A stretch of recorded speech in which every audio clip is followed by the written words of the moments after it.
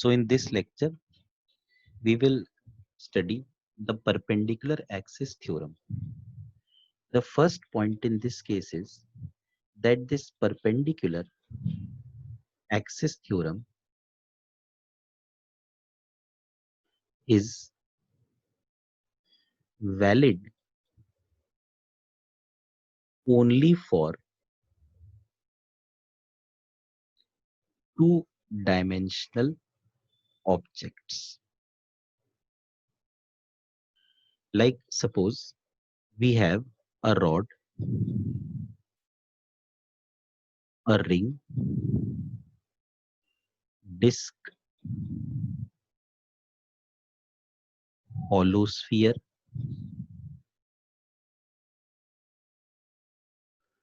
solid sphere.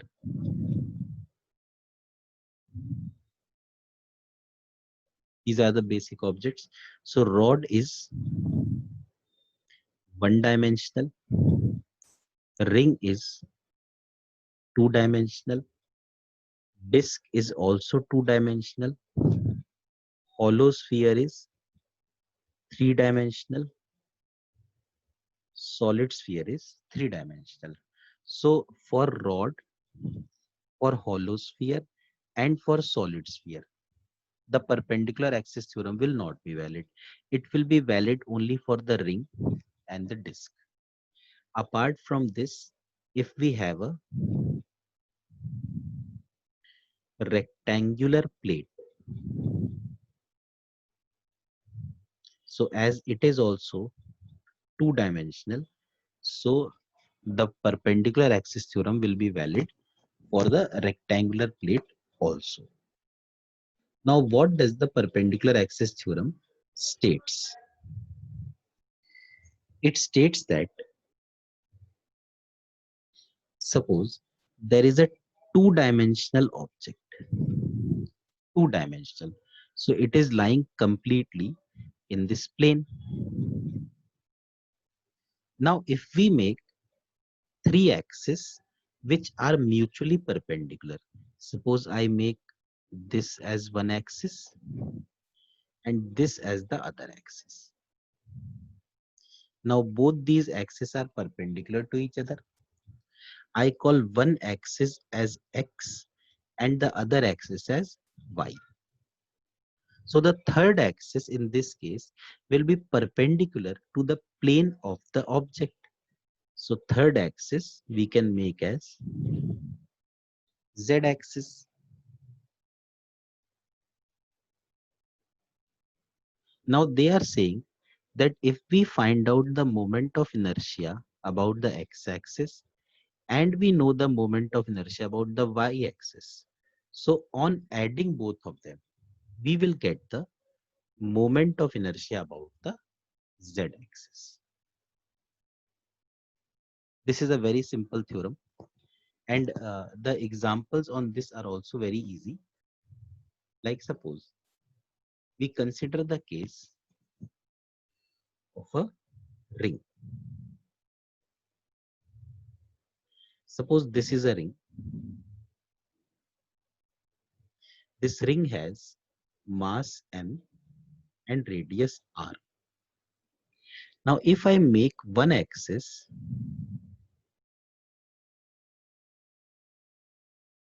which I call the x-axis, so this x-axis is actually a diameter, and I make one more axis which I call as the y-axis. So this y-axis is also a diameter, and the third axis which I can make is this z-axis.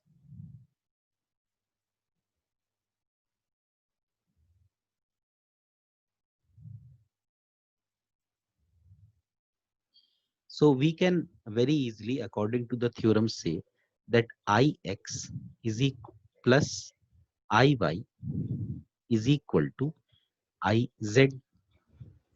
Now already we know that the moment of inertia of an axis which is perpendicular to the ring and passing through the center of the ring, this Iz, we know that it is equal to mr square.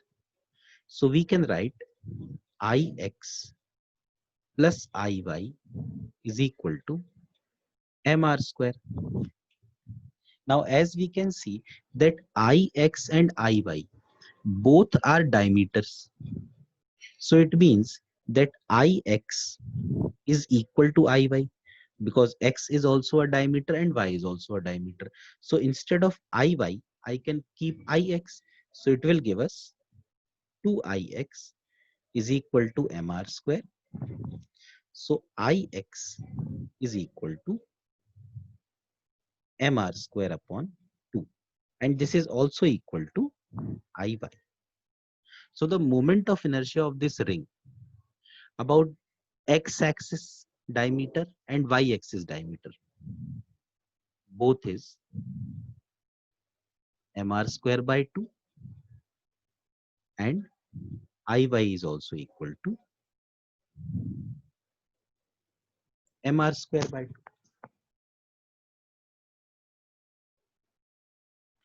We can take one more example, that of a disk.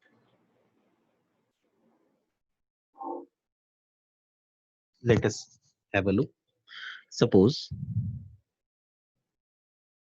this is a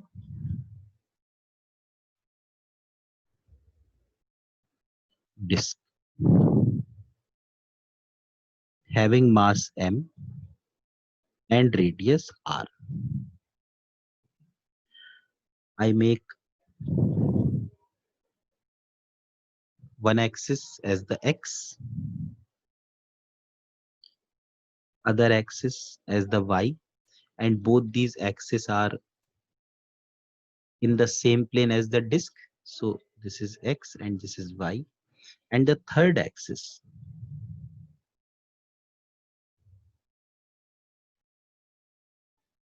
is this one, which I call as z. Now in this case, we can say Ix plus Iy is equal to Iz.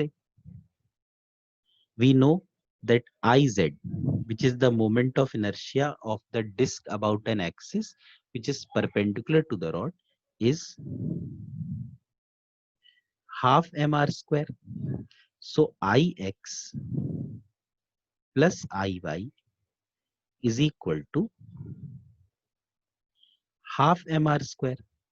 Now, as we can see that x and y both are diameters in this case, so Ix is equal to Iy. So instead of Iy also I can keep as Ix. So I get 2Ix is equal to half mr square. So Ix is equal to 1 by 4 mr square. And this is also equal to Iy. So moment of inertia about the x-axis, which is the diameter, it is 1 upon 4 mr square. And moment of inertia about the y-axis, which is also a diameter, is also equal to 1 upon 4 mr square. After the disk, we have one more case, which is that of a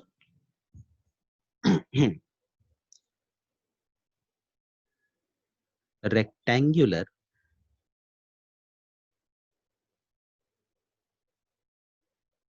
plate. Suppose there is a rectangular plate having total mass m, length L, and breadth B. Now, this is the x-axis, this is the